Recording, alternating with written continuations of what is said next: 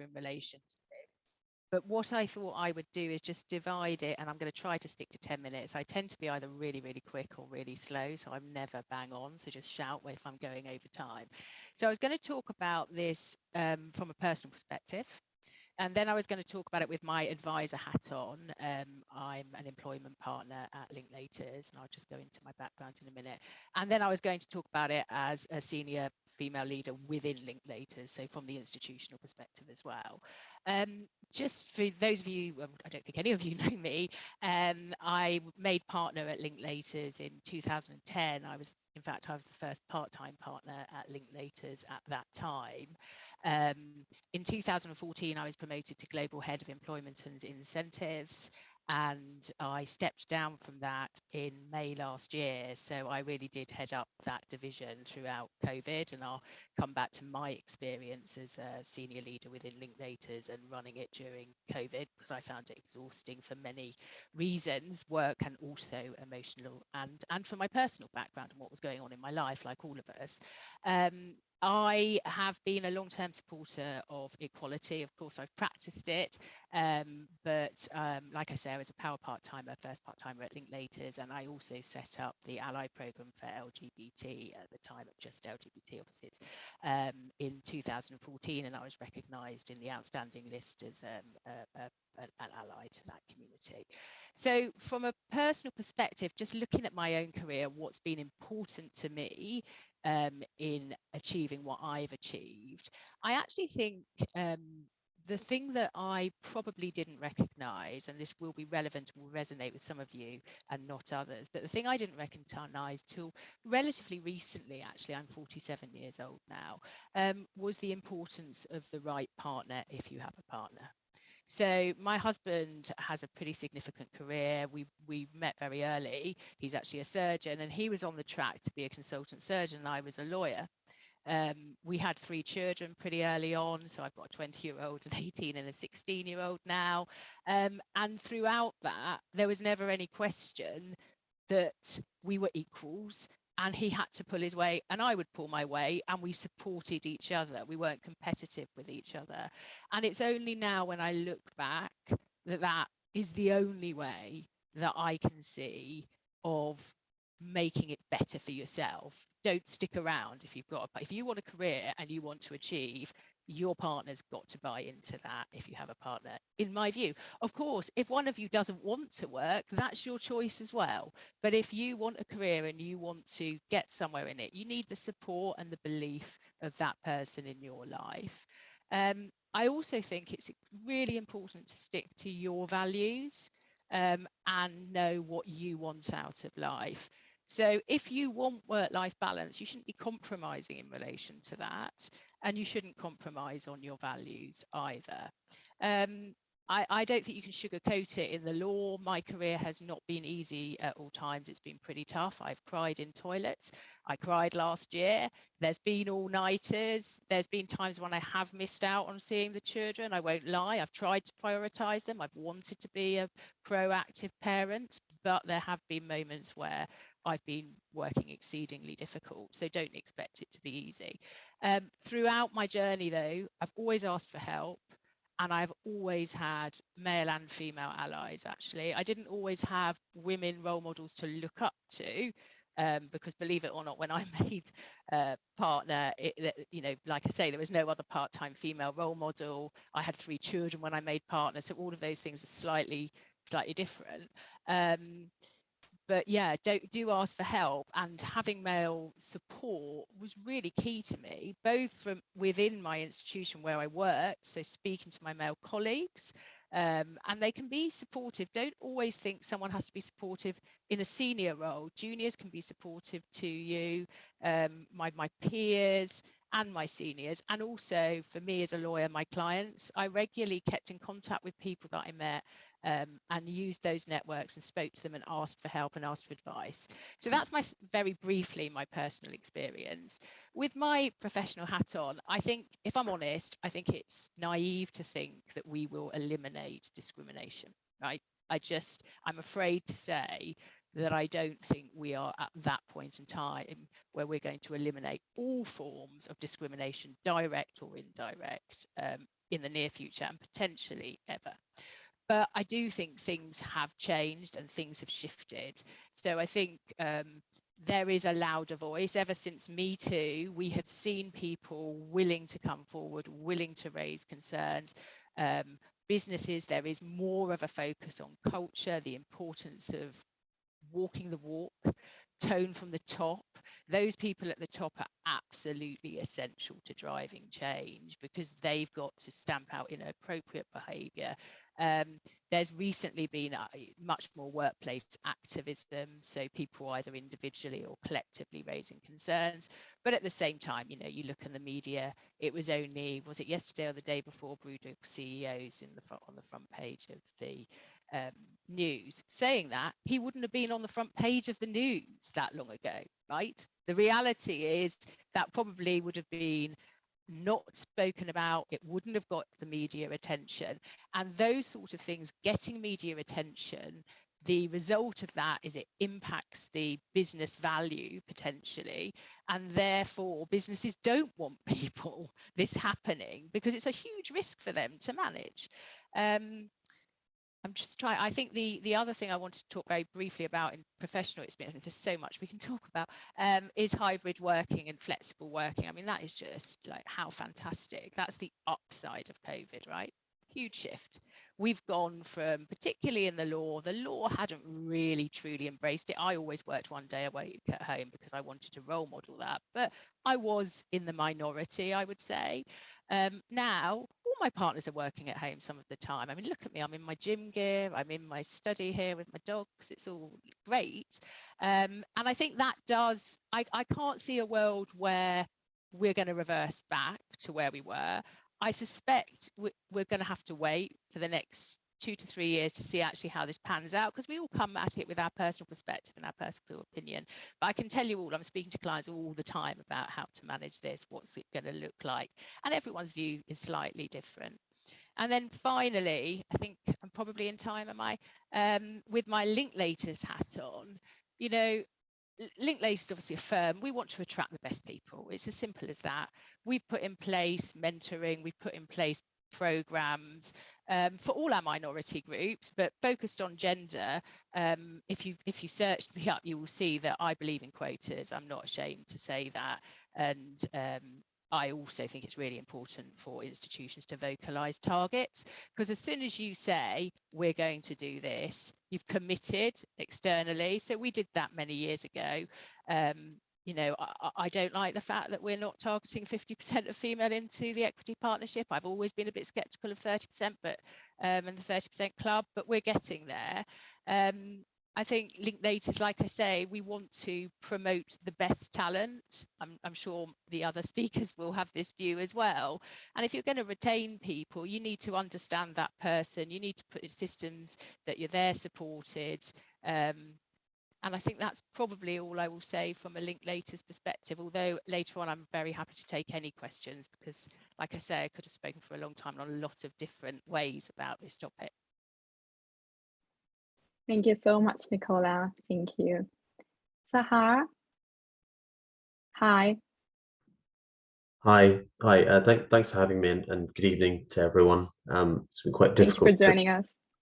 Not at all. It's going to be difficult to follow Nicola there, because this is such an expansive topic, and I agree with a lot of what she said, particularly the idea that we won't solve inequality, certainly not tonight, in any guise that it presents itself. And it is a battle which has gone on for a generation, and unfortunately will go on for some considerable time still. So part of that is recognizing that this is going to be something that goes on for a long time, and you have to have the resolve and the commitment, once you recognize that, to continue to challenge it every day. By very brief way of introduction, my name is Sahar Faruqi. I'm a barrister and a partner at DAC Beechcroft. I have spent the last 12 years at the bar, which is notorious for being white male dominated. And in this last year, I've been elected to the Bar Council. Partly, I ran for election partly because that still remains true up to a point. It has to be said that the bar is changing, the profession is changing, and it's making those acknowledgements, but there's still a lot of work to do. And faces like mine, voices like mine are being listened to now in a way that probably they weren't a generation before. So I'm able to tell you, at least from that perspective, that things are changing. I'm not a woman, I don't identify as a woman, but I am, I suppose, someone who would classify themselves as an ally, which is important, and it's something that's been mentioned several times already and something I'll come back to. What I want to do at the outset, though, is just reflect on where things were when I sort of started my legal journey in its truest sense, by which I mean as a professional, which is around sort of 2010. And I was fortunate to be trained by and in the company of a lot of strong female barristers. So I saw that as I was coming through. And one of the things that struck me in conversations that I was privy to, particularly as a pupil barrister amongst more experienced and seasoned female counsel, was, and you'll forgive me for saying this, but the shit that they put up with over the years before they got to where they did. And I think they felt it was incumbent on them to make sure I heard those things and to internalize them. And I'm grateful to them. And I've told them since that I'm grateful to them for being privy to that. But one of the conversations that I always remember was talking about how a lot of the time they had felt they needed to play the game. Playing the game is an expression which can mean all sorts of different things. In this particular context, I was told it meant being occasionally flirtatious but never provocative, knowing how to walk a line where you could flatter and potentially stroke egos without ever being seen as threatening, and that knowing how to play that particular game in years gone by at least was particularly important and relevant for female progression. Now, that may come across as a generalization, and I'm sure it's not true across the board, but it was a theme and is a theme that I encountered a lot. And in my view, partly because of the way the law around discrimination has developed and the sensitivities and the education around that, that is less so. So again, I think there is and has been some progress there because people are more aware of it. And even if people think like that, men in particular, partners that I speak to are aware of these things, and they are more aware of how their behavior comes across. They are literally now educated on it because it becomes part and parcel of what they are taught and told when they are in positions of responsibility. That is a positive change, and that's an important thing. So that doesn't mean that automatically every single one of every single individual who receives that sort of training becomes an ally, but it does mean that they are cognizant of it, and perhaps even more important, they have no excuse and that it won't be tolerated. And organizations are quick now to deal with those situations, partly because, as Nicola said, because of things like Me Too, because it stoked the social and kind of global consciousness around these things. It means that organizations can't afford to let things like that slide anymore. Again, that is positive and that is encouraging for the topography of where women find the modern working landscape. But the challenges still persist. And I think you have to try and understand from a woman's perspective And I'm saying that again, not as a woman, but from my understanding of the women that I've encountered and continue to encounter in my life, about what they do and how they see things, about how they internalize things. There's an adage or an expression which you'll all be familiar with, I'm sure, that a woman's work is never done. I'm not sure of the exact origins of that, but my experience of the truth of that is not that women don't complete tasks, but simply that women find it much harder to put things down half done, as a general rule in my experience, whereas men can frequently be more brash about things and put it down, not worrying so much about the consequences of it. The result of that is a woman's work is never done, because she's constantly worrying about the next thing and how to complete what she's currently on.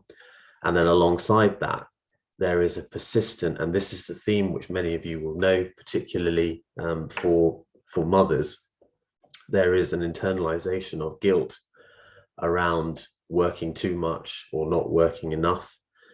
You can't win. If you talk to women who have children, they will identify that as a constant tension and theme in their lives. Men, again, as a generalization, men don't internalize things in that same way. They don't feel that same level of guilt, particularly in the sort of nuclear family that Nicola was describing. Obviously, each individual circumstance can be different. But through COVID, what I have seen is the classical construction of the family has come to the fore again.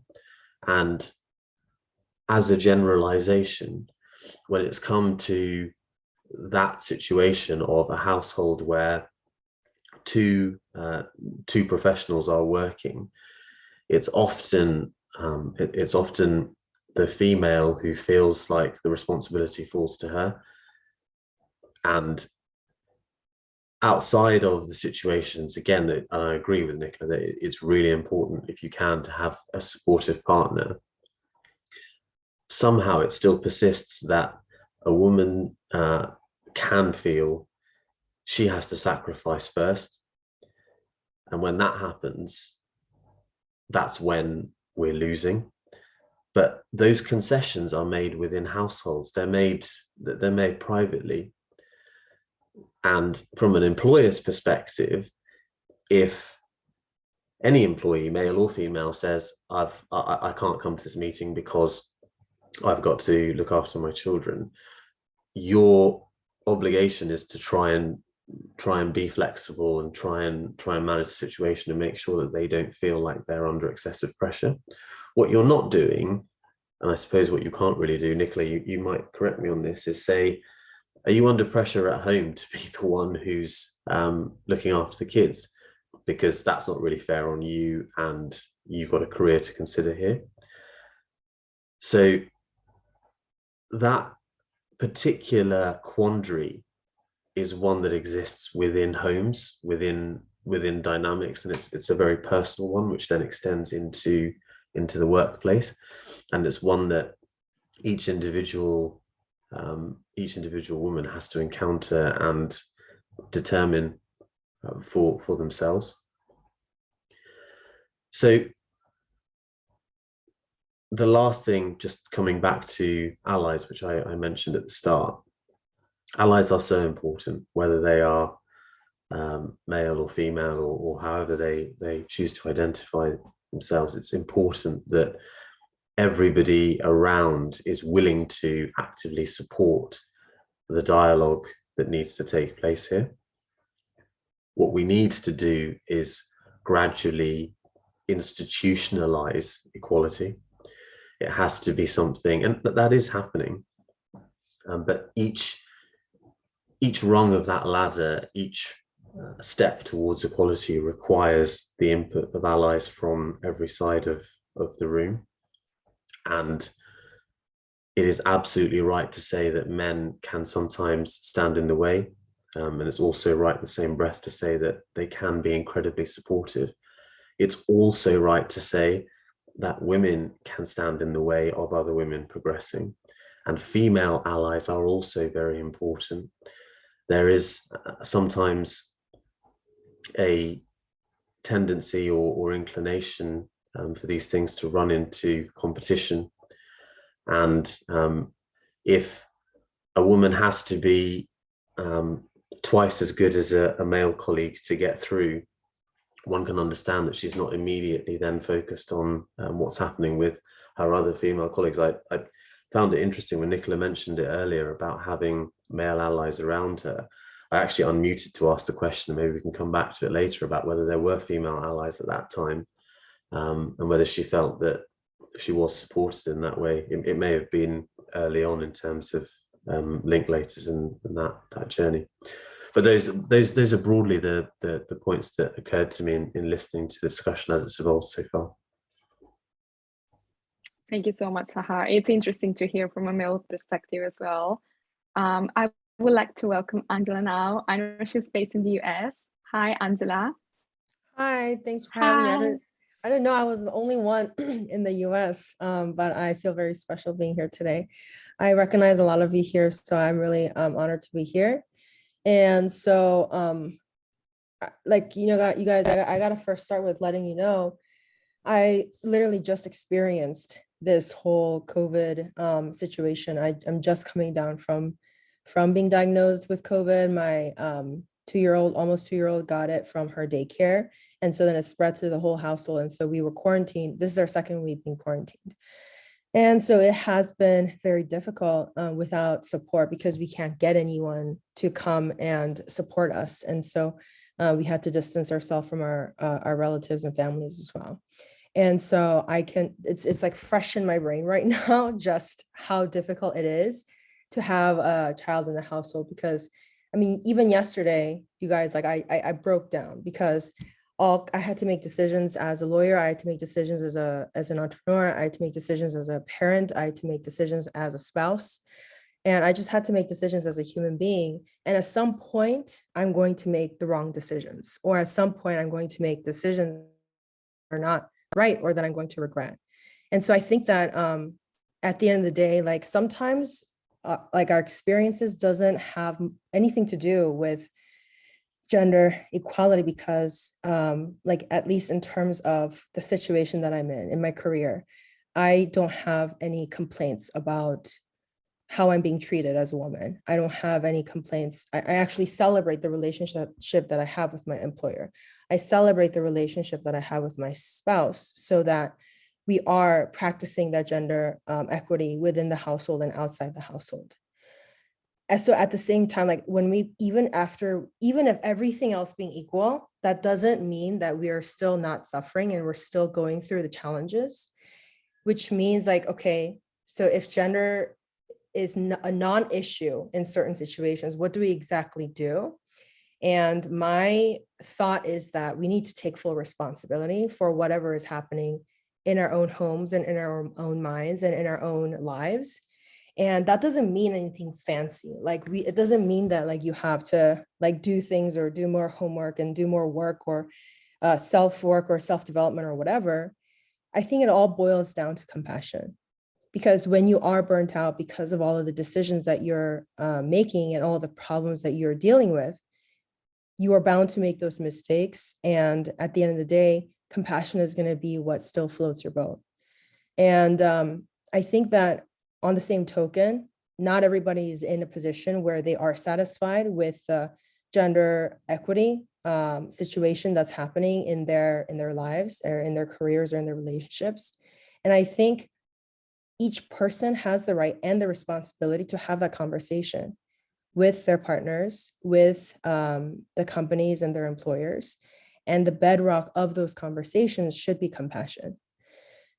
And so companies need to practice compassion when it comes to deadlines and being flexible about their policies. Because as we can see, we are like, as we're isolating ourselves, we are seeing our values for what they are. We're seeing the values that we contribute to the table for what they are. And so we are resistant to employers forcing us to do anything. as a generation. And so I think it's important for companies to realize that and to practice that compassion. And if not, again, it is our responsibility to part ways from the companies that don't share our values. And in terms of just the general statistic where women have been disproportionately affected by the pandemic to quit their jobs and to make transitions, I am not necessarily going to say that that is an entirely bad thing, because I want to respect the decisions of the women who've made that decision for themselves. Maybe this was the event that they needed to happen so that they could stay in their houses. But for those who were forced to make that decision, that is definitely, again, a conversation that needs to be had among the companies. But ultimately, it is our responsibility to have those conversations, even though it feels unfair and inequitable at times. I also want to point out that, like, even if it feels so far off, like that it's like almost, it's going to be impossible. I think some sort of economic forum or whatever, they said that it's going to take 130 years for a complete gender parity to happen. Some people think it's going to take longer. Some people it's going to take less. However, 130 years is a pretty hefty number. And like pretty much a lot of us are sometimes like in a place where like, oh, we should just kind of just accept that for what it is and give up. And sometimes I feel like that too. But I feel like there are 3 concrete things that all of us could be doing. The first thing is, even though we can't control other people, we can still control our language. So I think it's important for us to ask the question, are we being compassionate towards women and towards other people, or are we shirking responsibility? I was talking earlier, I think earlier this week or last week, about how I hear a lot of people say something along the lines of, like, I don't know how my wife does it. I don't know how moms do it. What they're doing is so incredible. I can never do it. And so at first glance, it sounds like they are being very supportive. But on the other hand, it just doesn't sit right with me. And the reason is that it feels like it's actually shirking responsibility rather than practicing compassion through action. And so I think it's taking a look at answering the tough questions of whether what I'm doing and what I'm saying is compassionate or whether it's shirking responsibility.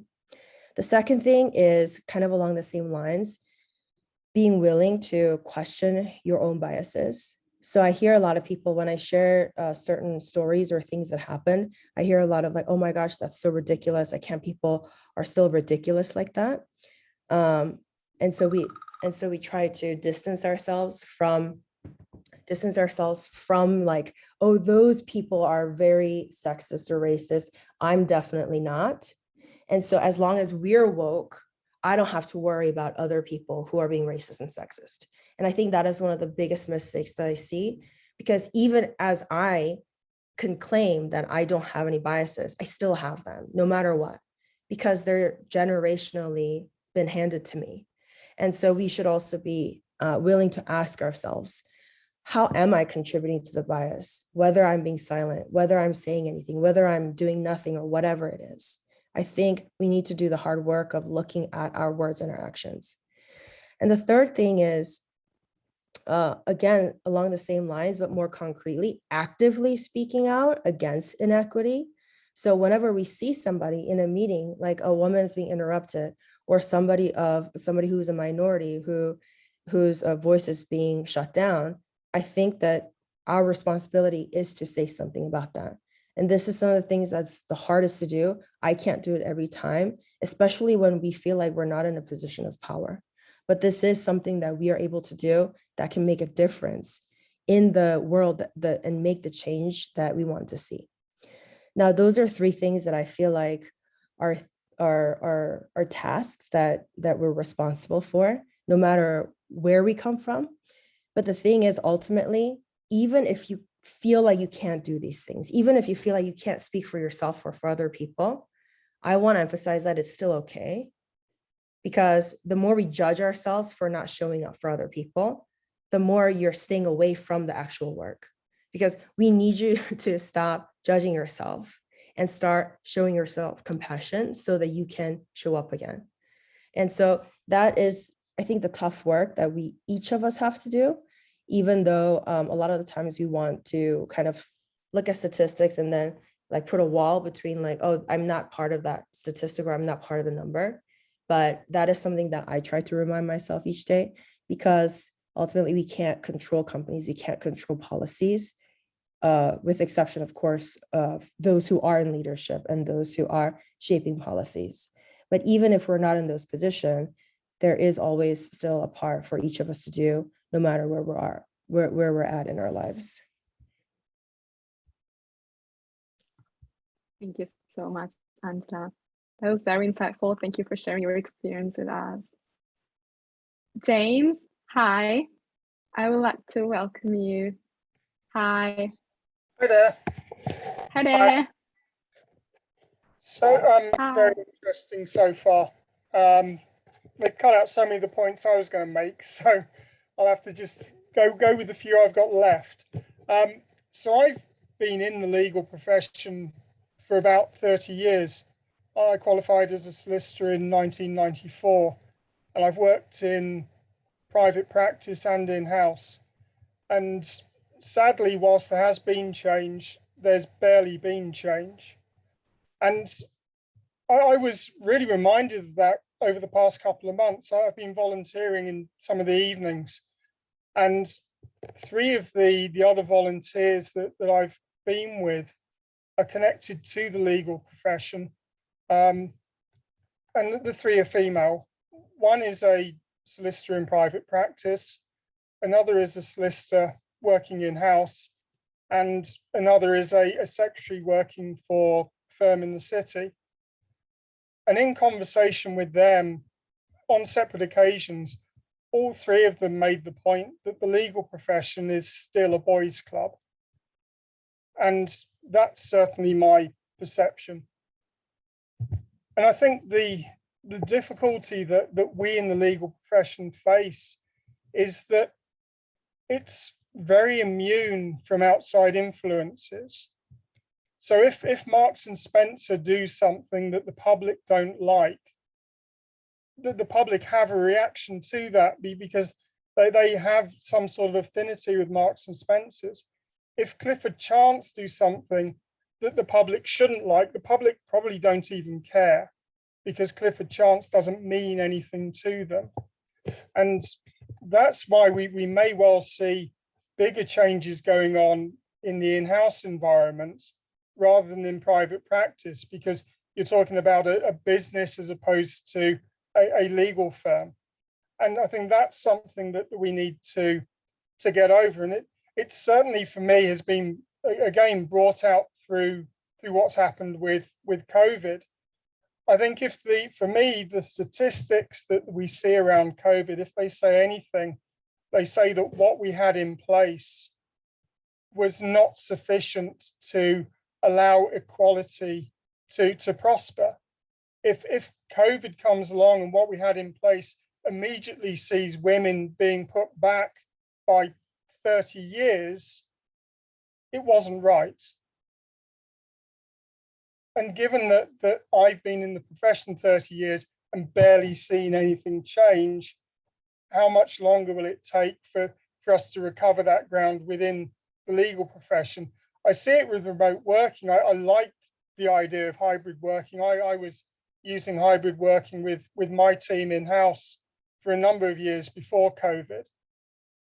What I don't like about hybrid working is when people are told how many days they must be in the office. Again, that seems to me to be favoring men above women. Why aren't we just treating everybody as adult humans and allowing them to decide what works best for them, what works best for the business? And that then leads me into the whole quotas thing. It was very interesting that Nicola mentioned the 30% quota. Well, if you have a 30% quota, then you're going to hit 27% and pat yourself on the back because you've got quite close to the target that you set yourself. If you set a 47% quota, you're never going to get to 50%. It simply isn't going to happen.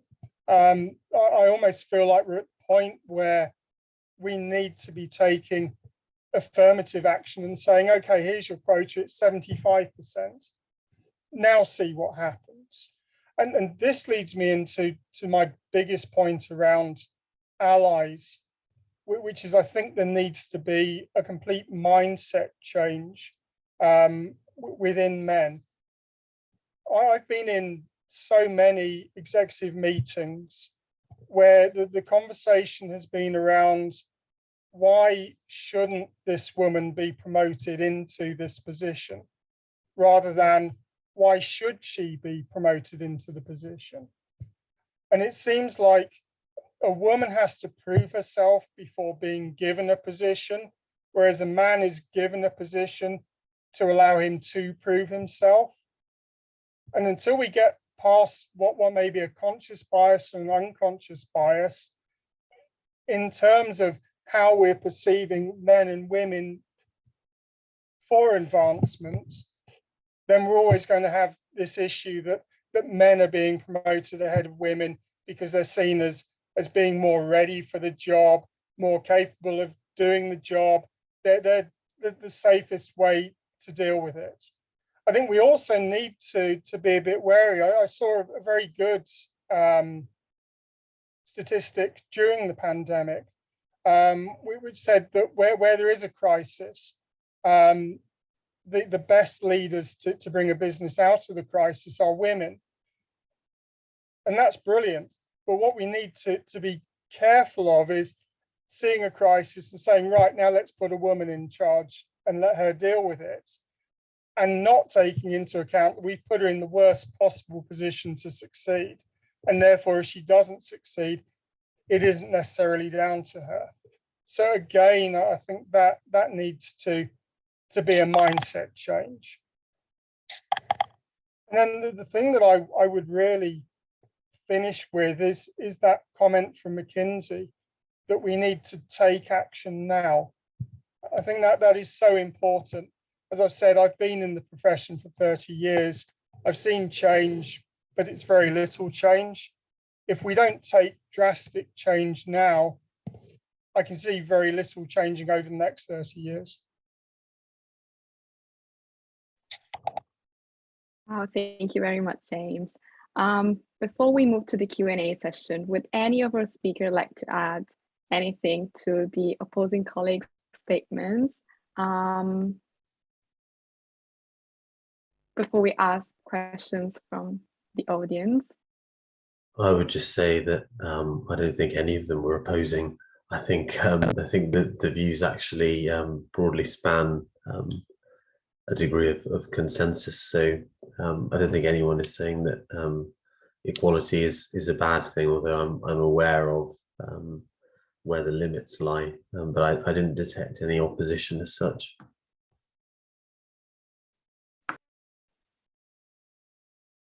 Agree. I mean, the other thing I'd just like to tell people from having a senior leadership position during COVID, and this is obviously a personal experience and draw your own conclusions, but one of the reasons I think I found it so difficult is I was exceedingly busy as a practitioner.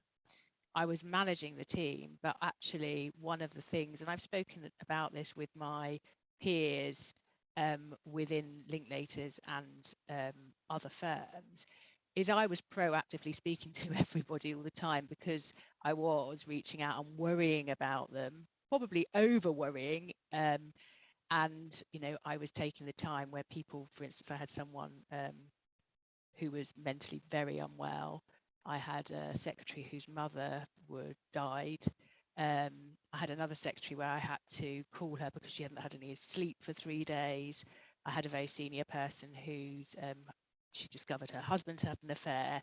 So I think during that period, I was taking on a lot of emotional baggage in caring for a lot of people, actually, in addition to my personal situation here with, you know, 3 children and a husband in the NHS, So, and when I speak to my peers, actually, the vast majority, not all, of my male comparators were not sending biscuits to people and saying, have a break and have a coffee, just take some time out. That's fine, Nicola. And they weren't doing the calls I was doing on such a regular basis, which did make me question how much longer can I do this job, actually. And obviously it's got lighter for me from stepping down from the global head responsibility, but it does resonate when I read about women in senior leadership positions, thinking through, oh, how much longer can I go? And I'm actually, I know I sound up, but I'm only 47, so I should have a good few years ahead of me. And now I actually had a sabbatical and I'm re-energized and all is good. But I can see that I do think that women take a lot of those roles on, and they're not necessarily valued or seen in the way we value things within institutions. So that was my only addition that I didn't mention that I thought might be worth raising.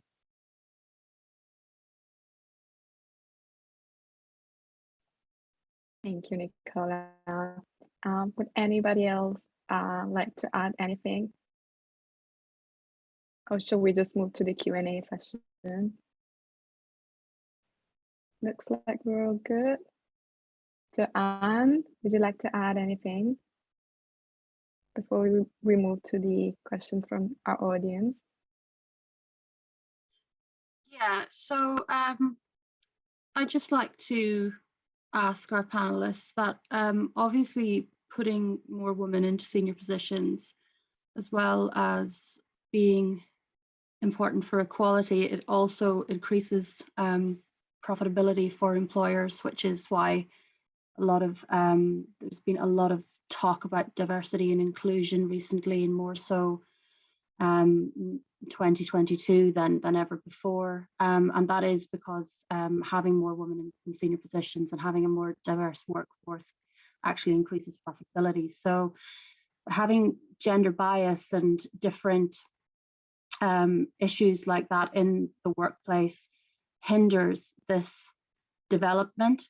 So I just wanted to ask, maybe from your perspective as professionals, what steps are employers taking to meet those targets, and what could be done better, because obviously it's a competitive interest for all leading employers, all employers at the moment. I think every organization is going to take a slightly different approach. There's varying degrees of openness.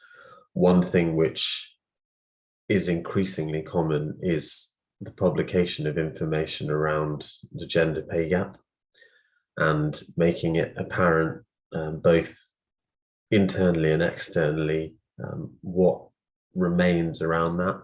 And in the context of law firms, certainly I think within the top 50, top 100 firms, there is more impetus towards things like that and recognizing that they must be discussed and they must be dealt with. I'm not entirely clear on where the suggestion that having more women makes it more profitable comes from. The only thing that occurred to me was the suggestion that they are paid less, but of course that's not something that you would want to perpetuate, unless I'm misunderstanding that point entirely. The other thing which helps, of course, is increasing investment in training. I think James mentioned earlier around unconscious bias. The presence of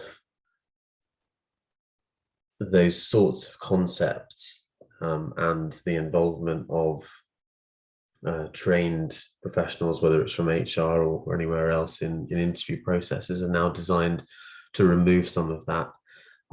At entry level, which is ultimately kind of where these things start, CVs and beyond that as well, CVs are increasingly blind as well. They're redacted, so you don't know, at least at the SIFT stage, whether you're looking at the CV of a male, a female, or you don't know anything about their ethnicity. You can't infer anything because all of that information is removed.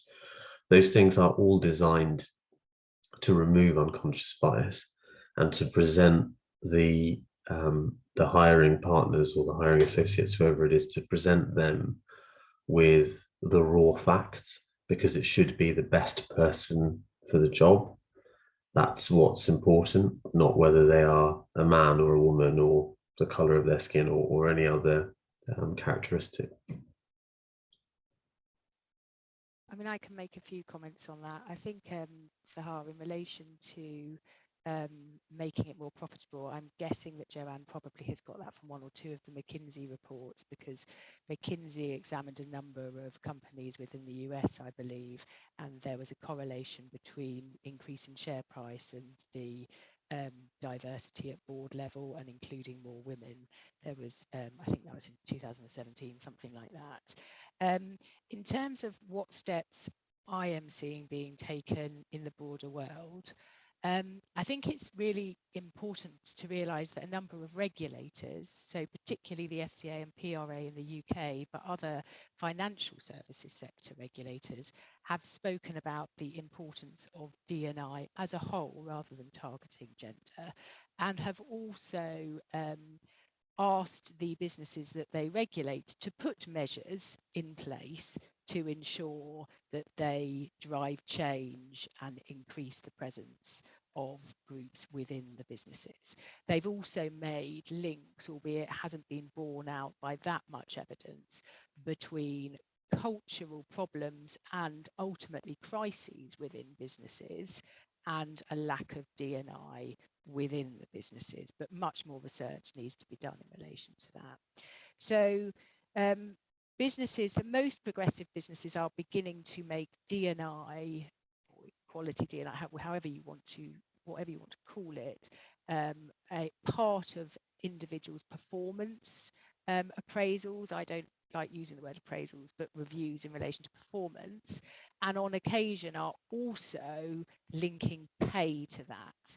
And as soon as people receive more pay for an area of their job, then that obviously incentivizes. It can also incentivize poor behaviors, but we are seeing the inclusion of objectives under D&I and then them being linked to additional payments, whether by bonus or indeed not receiving payments because they failed to meet those objectives.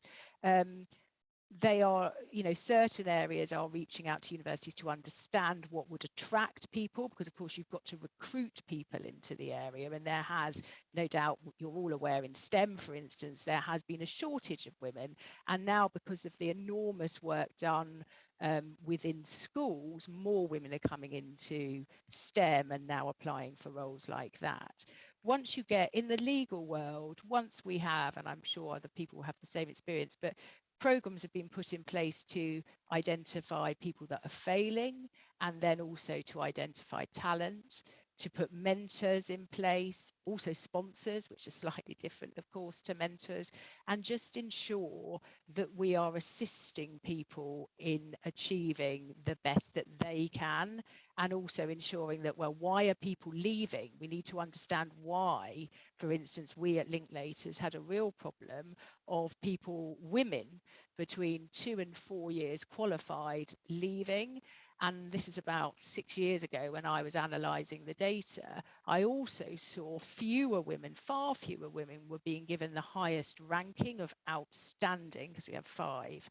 And we drilled down into that and actually changed the way we assess people as outstanding, because far too much was on how many hours people were doing, and then also who was giving the work out. So what we were finding in certain groups, men were generally higher utilized, doing more hours, but also they were getting more work to do more hours with.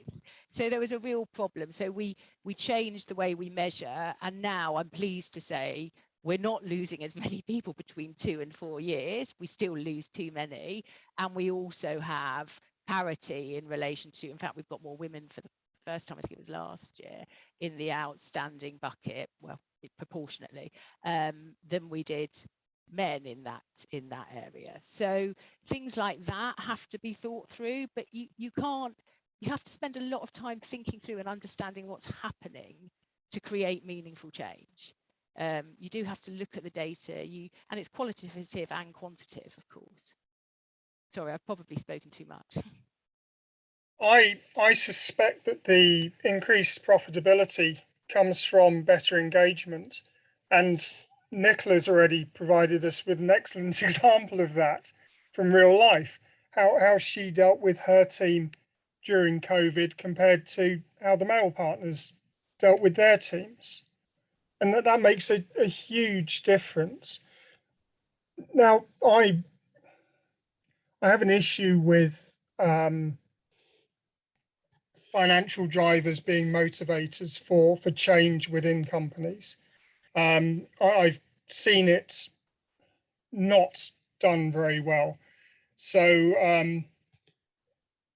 I was part of a company who were told that we'd get better profitability if we had fewer people going off sick. So measures were put in place to help people so they weren't off sick so much. And once all of those things had been dealt with and the profitability had been improved, the measures gradually died away because the number had been hit.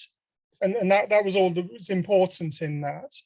And so for me, what we need to really be driving within companies is that culture change, so that engagement is seen as being really important and not the bottom line. That people see how important it is to have someone acting in the same way as Nicola, as opposed to acting in a different way, and just seeing the importance in that in itself, rather than seeing that there's something else that comes from it.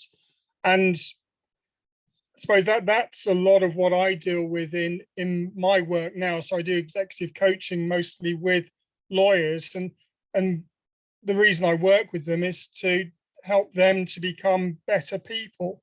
So that things that we're talking about here become second nature to them, rather than being driven by if you do this, then you're going to get that. And it's, well, I want to do this because this is the sort of person I am. And that's where I think we'll see real change. Yes, there are steps we need to take along the way to get there, and the things that Nicola have mentioned are really important, and certainly light years away from when I was filling in timesheets and trying to decide which boxes I should be ticking. But I do think we need to improve the culture to keep those things going on a sustainable basis.